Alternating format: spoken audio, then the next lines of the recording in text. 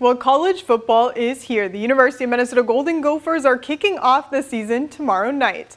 The Golden Gophers are hosting the North Carolina Tar Heels. Minnesota has a new starting quarterback, a transfer from the University of New Hampshire, Max Brosmer. And head coach PJ Fleck says he cannot wait for the season to get started. I love this football team. I love the depth of this football team. I love the competition of this football team.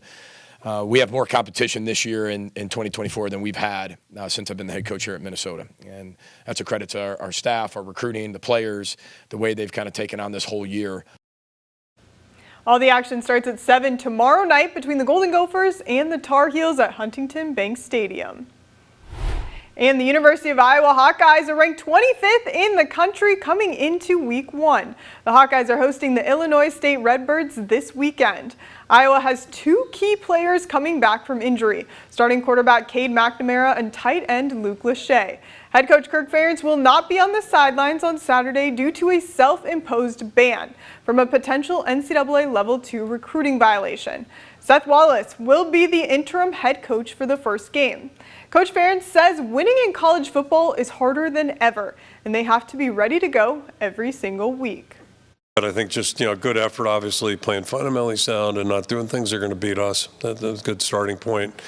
Then if we can get a little momentum going and get, hit a couple of plays, that's always a good thing, too. It's usually what it takes for offensive production.